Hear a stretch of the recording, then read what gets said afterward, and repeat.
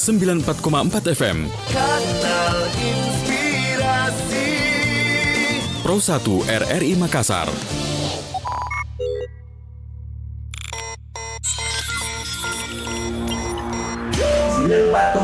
FM Pro 1 RRI Makassar.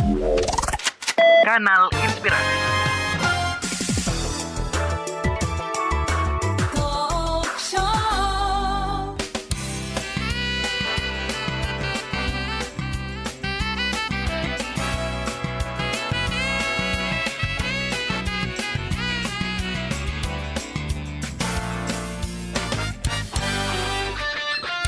Assalamualaikum warahmatullahi wabarakatuh dan selamat siang pendengar Pro 1 RRI Makassar. Kembali saya Arti Alfiart yang menyapa Anda di hari ini Senin 3 Oktober 2022 ya. Kebersamaan kita di pengarus utamaan gender.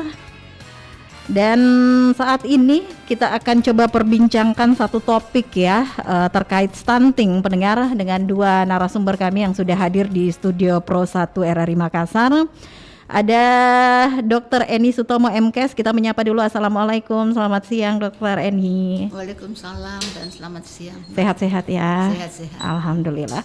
Kemudian hadir juga ini bersama dengan kita ada Dr. Haja Kurniati R ya. Assalamualaikum, selamat siang ini dokter. Sehat juga ya? Alhamdulillah. Mungkin lebih dekat ke mic ini supaya suara dokter-dokter yang sudah hadir ini bisa terdengar ini. Ke seluruh pendengar kita yang saat ini sedang mendengarkan siaran pengarus utamaan gender. Dan seperti yang kami informasikan pendengar yang coba kita bahas saat ini terkait stunting, sudah bersama dengan kita dua dokter dari FPPI ya. Mungkin di awal kebersamaan kita bisa diinformasikan dulu FPPI ini seperti apa. Silakan Dokter Kurniati mungkin dulu. Silakan. Ya, terima kasih Mbak. Arti. Mbak Arti.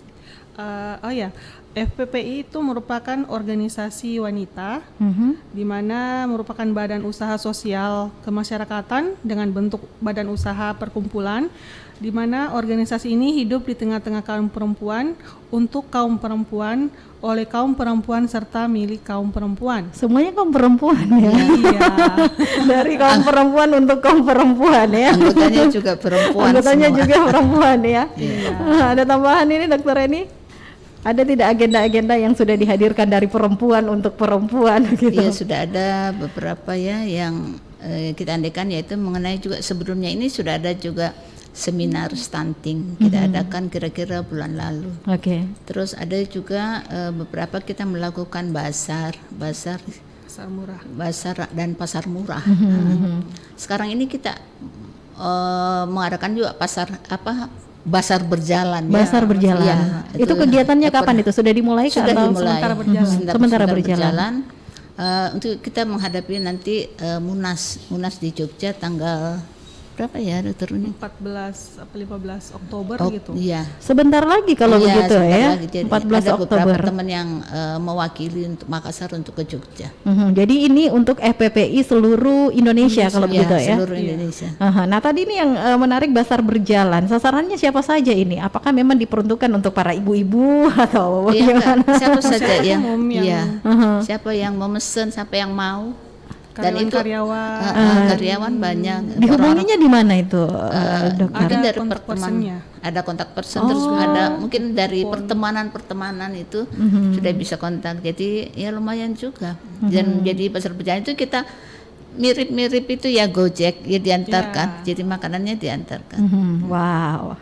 Jadi banyak kegiatan-kegiatan Iya, untuk makasih. mendukung kegiatan nanti di Jogja ya. Iya. Pada tanggal 14 Oktober. Baiklah. Nah, ini kan tadi yang menarik FPPI itu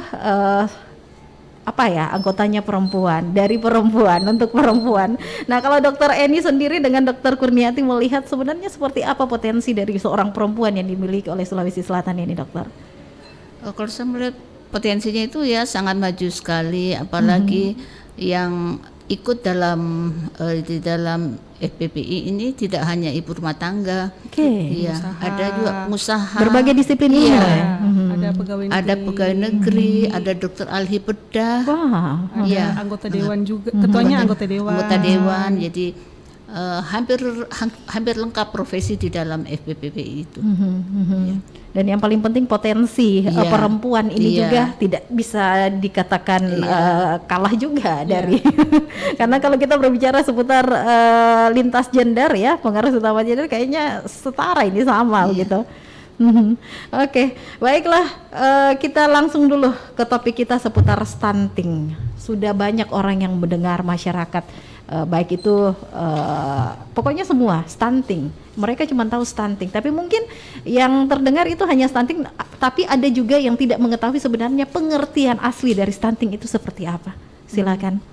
Kondisi ketika tinggi badan anak lebih pendek daripada standar usianya akibat kekurangan gizi yang jangka panjang. Semisal itu ukurannya bagaimana ini dokter?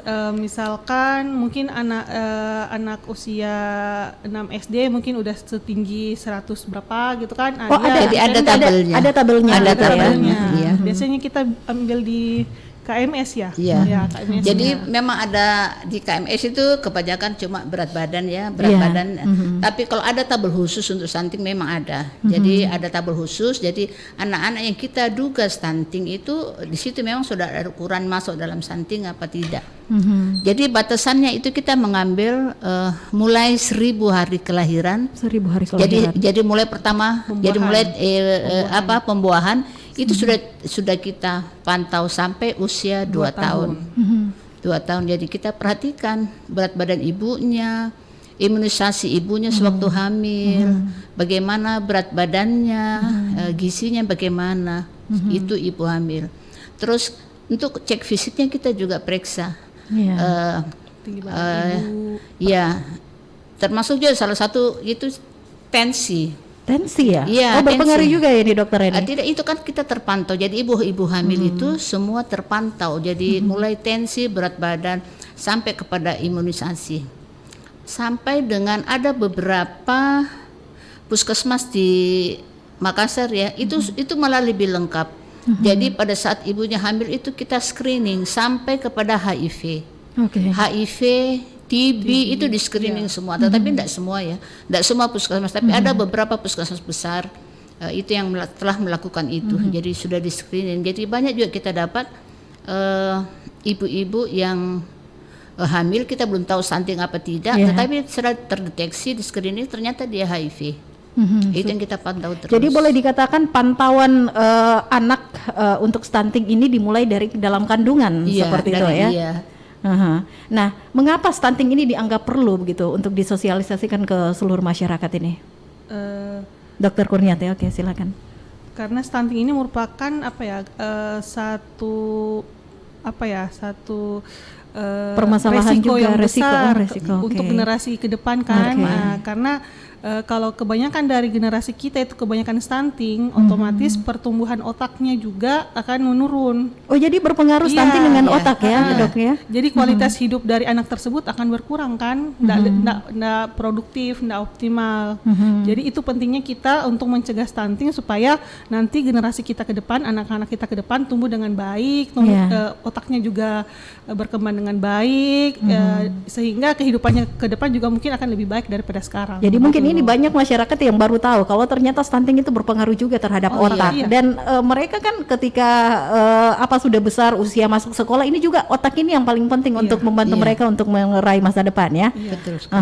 Nah, lantas bisa dijelaskan juga ini sebenarnya apa-apa saja faktor yang menyebabkan stunting itu? Apakah ada karena faktor genetik, karena asupan makanan atau seperti apa? Silakan Dokter Eni mungkin. Jadi salah satu penyebabnya itu dari asupan makanan itu. Jadi kalau cuma genetik itu hanya 10%. Tapi menyumbang juga ya, Dok? Iya, ya? 10%. Jadi kalau misalnya sudah diberikan gizi yang bagus, yang baik, tetapi anaknya misal setelah dewasa dia stunting mungkin dari genetik. Kalau ibu bapaknya pendek, ya mau ambilkan dari mana? Tetapi paling tidak dia tidak bodoh, dia tidak otaknya bagus. Itu bikin perbedaan. Yang kedua, jadi semua terpantau, jadi mulai imunisasi sampai anak kita pada usia bagaimana itu anak-anak stunting itu kita banyak mengambil di posyandu. Jadi pada saat penimbangan dan mengukur tinggi badan, disitulah maka kita akan dapatkan stunting. Kalau dia cuma BGM biasa itu bisa dengan kita pemberian makanan di posyandu, yaitu ada biasa setiap ada penimbangan kita ada memberikan PMT. PMT itu penambah makanan tambahan. PMT. Iya. Ada Atau, tambahan ini Dokter Kurniati? Kalau saya sendiri mungkin dari pola asuh dan sanitasi lingkungan. Pola asuh dan sanitasi. Sanitasi. Pola asuhnya dulu seperti apa Pola deh? asuhnya misalkan biasanya banyak ibu-ibu yang terlalu sibuk kerja, akhirnya dititip ke neneknya, dititip ke tetangganya atau Ke baby dititip ke sister mungkin gitu ya. Terus sehingga tidak terpantau kan makanannya seperti apa. Terus abis itu sanitasi juga perlu. Ya. Seperti apa ini pengaruh sanitasi nih terhadap stunting? Misalkan ini BAB-nya di sembarang tempat kan, misalkan mereka tidak memiliki toilet gitu kan, atau kloset yang memadai, akhirnya di situ kan bisa timbul penyakit, mau menular atau penyakit-penyakit yang lain kan bisa masuk parasit kayak cacing segala macam. Nah, itu kan akan membuat anak tersebut sakit. Dengan kondisi sakit plus dengan kondisi gizi yang buruk, itu akan lebih memperburuk stuntingnya kayak begitu. Jadi kalau berbicara seputar sanitasi ini ya, mungkin lebih ke pedesaan, daerah-daerah tertinggal seperti itu ya, daerah kumuh ini yang harus yang selalu diedukasi. Kalau di perkotaan hampir kita lihat kecil sekali, tetapi kalau yang di pedesaan itu masih banyak. Di daerah puskesmas pinggiran itu bukan karena ada juga yang ibunya menitipkan sampai dia tidak tahu bagaimana memodifikasi makanan untuk anaknya tapi itu kalau saya melihat persentasenya kecil. Yang saya melihat langsung itu stunting memang orangnya orang miskin. Apa yang mau dimakan? Tidak ada. Jadi kalau kita penyuluhan di wilayah-wilayah demikian langsung bicara dia. Memang apa yang mau dimakan, Bu Dokter? Memang tidak ada.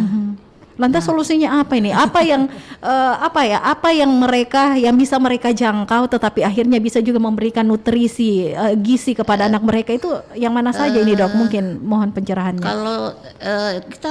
Kalau kita mendapati anak-anak yang berat badannya kurang atau stunting itu di puskesmas ada bantuan dari pemerintah. Ada juga ya? Ada. Ini yang harus diketahui oleh masyarakat golongan bawah. Dan itu ada bantuan dari pemerintah. Yang menjadi persoalan misalnya di dalam satu keluarga itu ada anak yang stunting 1, tapi anak ibu itu 5. Kita memberi bantuan misalnya kepada keluarga tersebut. Yang menjadi masalah tidak mungkin anak yang stunting ini makan sendiri. Pasti semua saudaranya makan. Akhirnya apa yang menjadi jatahnya untuk perbaikan itu dibagi untuk 5 orang. Sama saja ya Sama kalau saja, begitu. Iya. Adapun yang tidak demikian, misalnya dia cuma 2 orang, di rumahnya juga cuma 1 stunting, tetapi setelah kita pantau selama 3 bulan, berat badannya naik, tinggi badannya juga bertambah. Akhirnya anak tersebut kita sudah lepas dari program. Tetapi setelah kita lepas 1-2 bulan kembali lagi karena memang dasarnya memang tidak ada apa yang mereka mau makan. Jadi cukup permasalahan yang pelik juga ini Dokter Kurniati ya. Lantas tadi yang menarik ini juga seputar memodifikasi makanan ini. Seperti apa ini Dok? Kalau untuk memodifikasi itu kita ada memang bantuan dari dinas kesehatan ya. Jadi makanannya itu tidak boleh, kita harus makanan tidak boleh yang instan. Jadi makanan lokal yang dibuat. Jadi kalau di puskesmas saya melihat ada kader-kader yang kita pakai untuk membuat formula untuk anak-anak itu. Ada ya? Iya, ada. Jadi itu kita sebagai pendamping itu yang mengambil bahan-bahan dan ibu kader itu yang membuat untuk diberikan kepada anak-anak yang BGM di bawah garis merah atau anak-anak yang stunting. Ada tambahan ini Dokter Kurniati seputar memodifikasi makanan misalnya dari ini ke ini. Untuk modifikasi makanan juga mungkin kita tidak perlu bahan-bahan yang mahal-mahal ya. Sama protein itu 50-50 lah. Terus misalkan kita kan kebiasaan tuh sudah makan nasi plus ada mie gorengnya. Kan? Double karbo kan sebenarnya tidak boleh ya. Tapi ini yang menarik ya Dokter Eni sama Dokter Kurniati. Sebenarnya bukan cuma di daerah-daerah terpencil saja, anak-anak di kota pun ya punya permasalahan yang serupa begitu, yang lebih suka makanan yang instan gitu. Iya. Tetapi kalau dari hasil pantauan tinggi badan, berat badan itu aman-aman saja begitu. Sebenarnya Karena apa yang mungkin, mempengaruhi ini? Kalau saya bilang instan itu kalau misalnya dia cuma jajan ya instan, tetapi makanan pokok di rumah pasti tidak. Gitu ya. Ya, jadi misalnya dia di rumah makan sayur, makan nasi, makan ikan, makan Plus telur, vitamin yang tempe, diberikan ya. iya. Minum susu itu.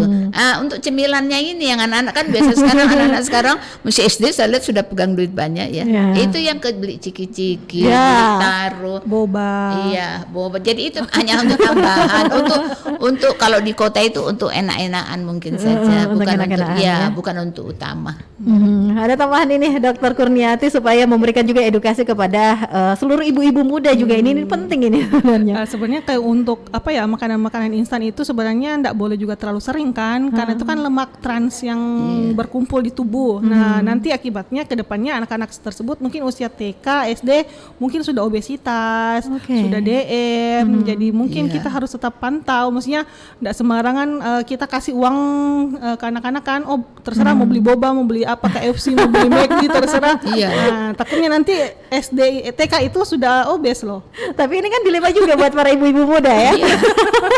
Ada Oh, tidak instan dari tipsnya begitu kota, ya. apalagi ibu wanita karir kan, Iya. males masak gitu kan, udah beli aja di sini KFC, beli ke McD, habis itu Boleh pokoknya makanan-makanan instan begitu ya. Dilema juga untuk Apalagi ibu sekolah, muda. anak-anak sekolah kan sekarang berangkatnya pagi, pulangnya sore Iya, jam 5. betul. Jadi sekolahnya ada siapkan catering, Iya. catering.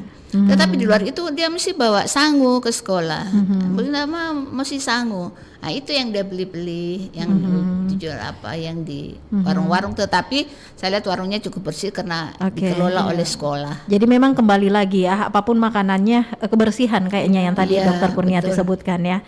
Nah kalau kita permasalahan di kota kan biasanya itu instan.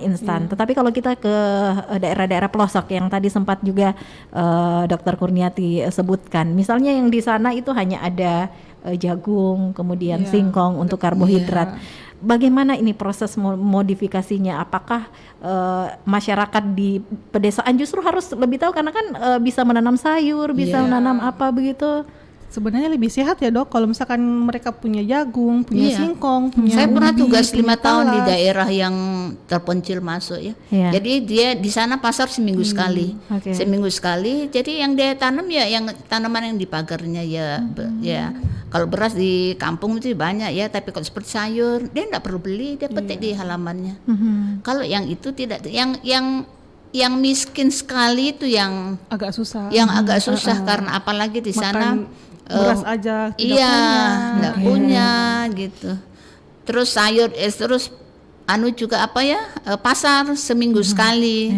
Jadi untuk memodifikasi makanan itu mereka agak kesulitan. Lantas ini kan sudah ada dan sudah banyak data pastinya ya diketahui stunting ini. Kalau kita berbicara di Sulawesi Selatan di daerah-daerah tertinggal yang Iya. daerah tadi yang mungkin yang rumah tangga yang pendapatannya kurang gitu. Lantas Iya. solusi apa ini yang sebenarnya dihadirkan? Haruskah bekerja sama dengan pihak-pihak terkait? Haruskah ada edukasi yang diberikan kepada mereka atau seperti apa Dokter Eni? Ya, kalau menurut saya yang saya lihat betul di lapangan ya. Ya. Jadi karena anaknya banyak, jadi bapaknya yang pergi mencari dengan menjadi kuli, ibunya di rumah yang menjaga anak sampai 5 orang.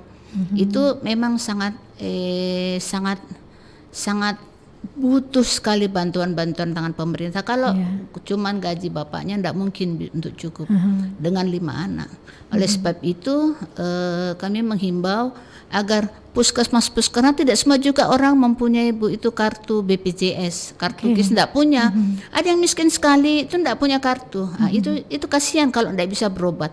Sedangkan puskesmas kan syaratnya harus itu. Iya. Tapi maksud saya harus puskesmas mempunyai hati nurani. Kalau memang dia penduduk di situ dan tidak mempunyai kartu KIS, kartu BPJS dan anaknya dalam keadaan sakit, itu tidak boleh menolak. Jadi harus terlayani. Jadi tidak boleh petugas bilang tidak ada kartu BPJS-nya. Jadi memang harus ada kepedulian dari berbagai pihak ya untuk menuntaskan kepedulian stunting berbagai ini. pihak. Terus kalau petugas itu sesuai aturan, tidak ada BPJS ya tidak boleh. Ya. Jadi disitulah bagaimana pimpinannya bisa mengantisipasi, bisa melihat keadaan. Oke. Ya kalau memang aturannya begitu, langgar saja demi kemanusiaan, kepentingan kemanusiaan. Kembali lagi ke kemanusiaan. Ada tambahan ini Dokter Kurniati seperti apa? Kalau saya sih Pandangan mungkin Anda. justru penting itu pada saat edukasi. Edukasi ke masyarakat, apalagi calon-calon ibu kan, Ya. remaja-remaja kan, maksudnya atau enggak yang putus sekolah. Nah, maksudnya pentingnya, maksudnya pengetahuan tentang bagaimanakah persiapan kita sebelum nikah, sebelum hamil, itu makannya harus seperti apa, segala macam, selama hamil harus seperti apa, terus melahirkannya di mana.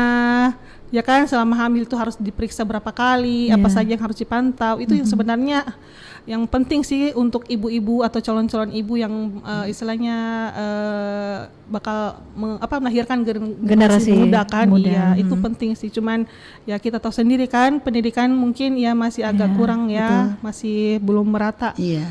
seluruhnya. Jadi ya masih dilematis. Dilematis dan masih menjadi PR besar begitu ya Dokter Saya Edi. bisa tambahkan sedikit, Iya. Mbak ya. Jadi di Puskesmas Pendidikan itu sudah ada kerjasama antara Depak di kecamatan dengan pihak puskesmas.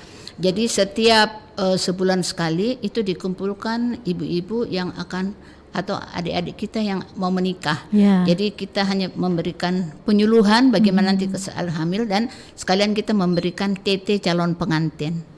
Jadi di situ kesempatan saya untuk memberikan, jadi setelah diberikan suntikan kita akan memberikan penyuluhan bagaimana menghadapi, termasuk ini kita memberikan penyuluhan mengenai stunting. Nah, kalau kita kaitkan permasalahan stunting ini dengan kegiatan-kegiatan agenda dari FPPI, ada tidak agenda kegiatan yang rencananya ini memang betul-betul menyasar untuk penuntasan stunting seperti itu?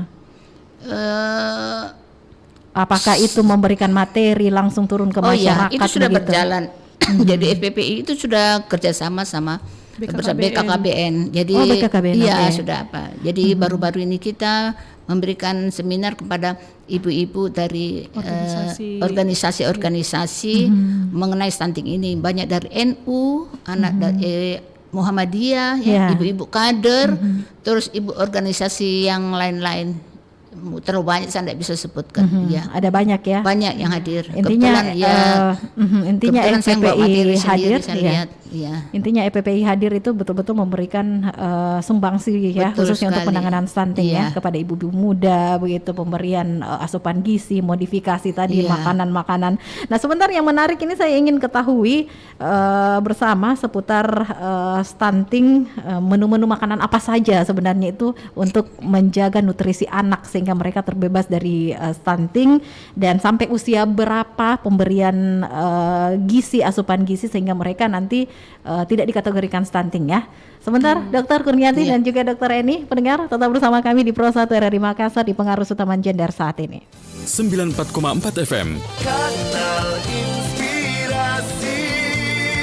Pro 1 RRI Makassar.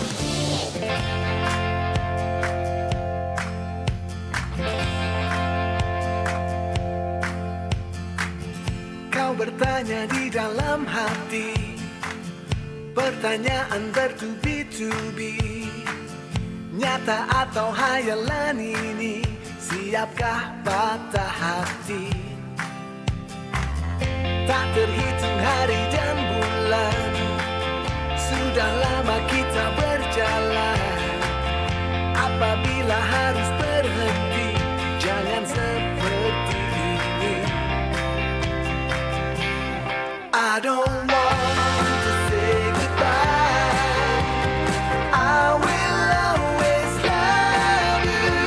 Hanya itu yang bisa ku katakan. Ku tak mampu berbahasa seperti film drama. Tak bisa merayumu dengan sastra.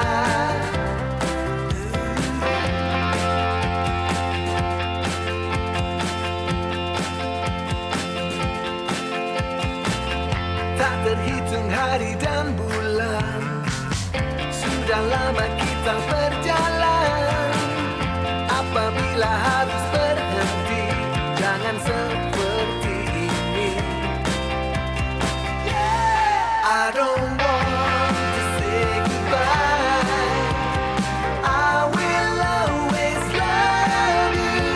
Hanya itu yang bisa ku katakan. Ku tak mampu berbahasa seperti film Roma. Tak bisa merayumu dengan sastra. Kosakata Inggrisku pun terbatas, itu pun ku hafalkan dari tontonan malam. Yeah, yeah.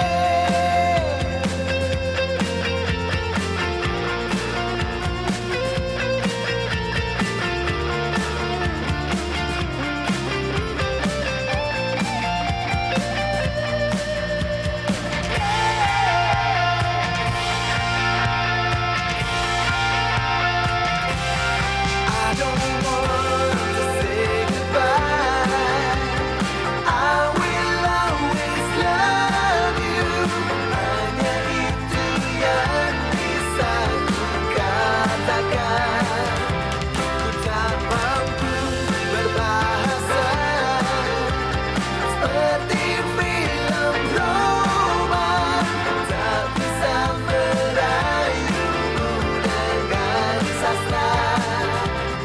I don't want to say goodbye.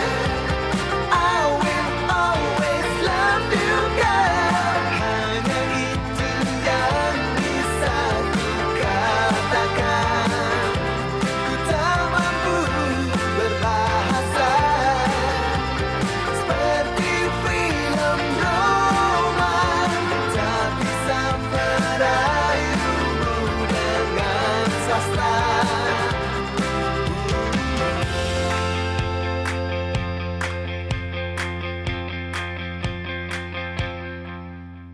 94,4 FM. Kanal Inspirasi. Masih bersama kita Dr. Eni Sutomo MKes dan juga Dr. Haja Kurniati R dari Bidang Kesehatan dan Pengabdian Masyarakat FPPI ya. Masih semangat ini dokter-dokter ya. Oke, mungkin langsung juga dijelaskan kepada masyarakat yang saat ini memonitor siaran kita. Sebenarnya dalam sehari kan 3 kali makan ya, sarapan, makan siang, makan malam. Nah, porsi untuk anak-anak ini seperti apa sehingga nutrisinya terjaga dan mereka terbebas dari yang namanya stunting? Oke, silakan Dokter Kurniati. Oke. Untuk anak-anak yang usianya sudah di atas 6 bulan ya, sudah ASI eksklusif kan. Nah, biasanya kan diberi makanan pendamping ASI, empasi ya. Itu kan biasanya masih berupa makanan apa namanya? Nasi tim, apa segala macam bubur kan. Nah, tapi untuk anak-anak usia yang sudah makan makanan kayak makanan dewasa, mungkin kita bisa bikin itu misalkan 1 piring lah ya, 1 piring. Setengahnya itu kita isi sayur. Sayur dan buah-buahan kan. Sayurnya ya terserah yang simpel-simpel saja kan, yang enggak usah terlalu banyak bumbu dan segala macam. Misalkan kol direbus, kasih sedikit garam, sedikit aja, enggak usah banyak-banyak. Terus atau sayur-sayur sop lah, atau sayur-sayur apalah yang bisa direbus kan. Jangan terlalu banyak goreng-goreng juga kan. Atau ditumis-tumis kan. Tapi anak-anak suka yang goreng-goreng. Makanya pentingnya pengetahuan ibu itu untuk mencari menu-menu kan, yang istilahnya untuk sehat untuk anaknya juga kan. Nah, terus setengahnya lagi tuh lauk pauk. Nah, lauknya itu bisa dari protein hewani ataupun protein nabati. Nah, protein nabati itu bisa tahu, bisa tempe, ya kan, bisa jamur juga kan. Ada kan jamur-jamur yang dijual kan gitu. Dan ini bisa terjangkau oleh seluruh masyarakat kalau kita berbicara soal tempe, kan, begitu tahu ya. Satu tempat itu kan bisa 5.000 kan, udah sampai udah sampai 10.000 lah. Dan isinya juga tidak kalah begitu ya, Dok? Tidak kalah kan, namanya juga protein nabati kan. Terus kalau hewani ya enggak selalu harus ayam kan, bisa ikan, macam ikan juga kan banyak macam-macam kan, mulai dari ikan kecil-kecil sampai besar-besar kan, kayak gitu. Telur juga bisa, kayak gitu ya. Sisanya nasi. Nah, kayak gitu. Kalau sekarang kan nasinya banyak, sayur boro-boro kalau ada, kalau suka kan. paling cuma dikit. Habis itu ikannya juga sedikit. Nah, padahal kan yang utama itu sayur, buah sama ikan. Lauknya kan. Nah, nasi kan cuma ya seperempatnya lah kayak begitu. Justru terbalik pola pikir cara makan kita itu di sini tuh terbalik gitu loh. Jadi nasinya yang lebih banyak dibandingkan yang lain. Nah, itu Ada yang kita tambahan harus ini, ubah. Dokter Eni? Iya.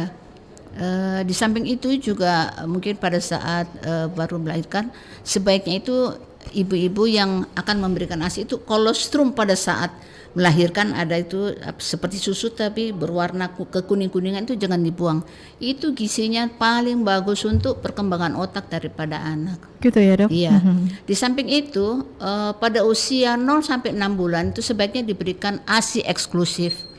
Apa yang dikatakan ASI eksklusif yaitu ASI yang kita memberikan ASI tok, tidak dicampur-campur dengan yang Susu lain. formula begitu? Iya, enggak. Setelah 6 bulan kan kandungan gizi ASI ibu sudah mulai berkurang. Nah, setelah itu kita boleh memberikan susu formula atau kalau 6 bulan itu sudah bisa makan bubur halus. Nah, ini dari hasil perbincangan kita ternyata dari dalam kandungan, Iya. kemudian baru lahir begitu 6 bulan, 6 bulan lagi beda lagi, Iya. hitungan balita beda lagi. Jadi ada perbedaan tiap usia anak begitu ya. Iya. Mungkin lebih jelasnya ini supaya masyarakat kita paham, kita langsung dulu yang di kandungan dulu ya. Apa yang seharusnya ini konsumsi makanan apa yang harus para ibu-ibu artinya ini ya, yang mereka konsumsi sehingga anak di dalam kandungan ini lahirnya nanti tidak stunting dan perkembangan otaknya ini baik ini, Dokter Eni. Dari dalam kandungan dulu ini. Iya, terima kasih. Jadi pada saat ibu-ibu dalam keadaan hamil, ibu-ibu itu harus banyak mengandung makanan-makanan yang bergizi ya. Jadi misalnya telur, ikan, enggak usah yang mahal-mahal. Tempe, kalau daging kan terlalu mahal ya. Tempe, tahu itu sudah mencukupi. Itu sebenarnya sudah mencukupi. Di samping itu minum susu. Nah, selain daripada itu, di puskesmas kalau dia memantau kehamilannya, itu akan diberikan tablet FE. Itu sangat penting karena ibu-ibu hamil biasanya kekurangan zat besi. Oleh itu pemerintah memberikan tablet besi setiap datang kontrol ke puskesmas. Jangan diberikan kemudian tidak diminum ya. Oh, banyak yang tidak minum. Kalau ditanya kenapa Bu, kok mesti banyak? Baunya enggak enak. Jadi kalau ibunya ada dana sedikit untuk ibu-ibu supaya jangan sampai dia kekurangan zat besi. Tetapi kalau ibu-ibu yang memang enggak ada, dia tetap ambil, saya ajarin bagaimana supaya bisa ditelan. Saya masukkan dalam pisang, situ bertelan. Jadi enggak rasa bau. Memang tablet FE itu baunya enggak enak sekali. Ini yang harus diketahui oleh ibu-ibu yang sedang hamil saat ini ya. Jangan sampai diberikan, aduh malas mungkin betul. mereka berpikir tidak ada gunanya, padahal ini sangat penting untuk pencegahan stunting tadi ya dokter-dokter ya. Nah, setelah lahir ini, tadi sempat Dokter Eni dan Dokter Kurniati menjelaskan kalau 6 bulan pertama itu ASI eksklusif. Ya. Lantas apa yang harus dikonsumsi oleh ibu ini supaya nilai gizi juga dari ASI-nya ini terjaga begitu? Jadi ikan, sayur, protein, karbohidrat yang memenuhi syarat. Kalau ada lagi dana lebih bagus, yaitu ada tambahan suplemen atau minum tambahan susu formula. Untuk itu pemerintah juga tetap memberikan bantuan. Jadi ibu-ibu hamil semua itu mendapatkan susu, Ibu. Mendapatkan susu untuk ibu hamil dan dapat ini PMT, makanan untuk ibu hamil. Jadi kalau untuk anak-anaknya memang kita berikan juga ada yang namanya MPASI, itu berupa biskuit. Jadi biskuit untuk anak-anak balita. Jadi semua dapat biskuit. Jadi berdos-dos. Oke, nah Dokter Eni, Dokter Kurniati, sudah lewat nih 6 bulan ya. Setelah itu jeda usia 6 bulan ke berapa lagi nih yang perlu diperhatikan? Kalau sudah 6 bulan sampai 2 tahun. Sampai 2 tahun MPASI begitu ya. Jadi buah-buahan tetap, sayur-sayuran, makanan. Nah, batas usia pemberian nutrisi kepada anak ini sehingga mereka nanti tidak dikategorikan stunting itu pada usia keberapa ini? 2 sampai 3 tahun ya. 2 sampai 3 tahun itu sudah dipantau ya, Dok ya. Sudah tidak dapat lagi. Yang itu kan sudah makan. Sebenarnya anak usia 1 tahun itu makanannya sudah bebas. 1 tahun sudah seperti orang dewasa ya. Cuma seperti misalnya dia mau makan ikan ya boleh, ikan goreng ya boleh, ikan masak ya boleh ya. Tetapi kita kasih batasan 2 sampai 3 tahun terpantau untuk. Itu pun kalau di atas itu kita tetap pantau di puskesmas, sudah bukan lagi stuntingnya tetapi BGM karena Apa itu BGM? bawa garis merah. Kalau Oke. di KMS itu ada kan garis yang hijau, ada itu ya. Kalau dia masih BGM itu kita mesti pantau. Jadi setiap bulan saya kontrol mana berapa yang BGM, oh ini yang kita berikan. Tapi itu seperti tadi saya katakan, kalau dia sudah terlepas 2 bulannya kembali lagi.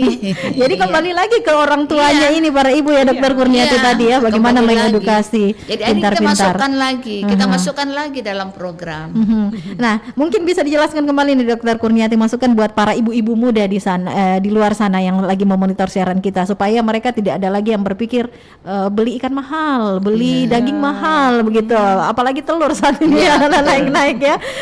Apa yang mereka lakukan tadi, sempat ada bocoran tempe boleh, kemudian tahu juga boleh, sayur, padahal sebenarnya bisa dijangkau ya, dokter ya.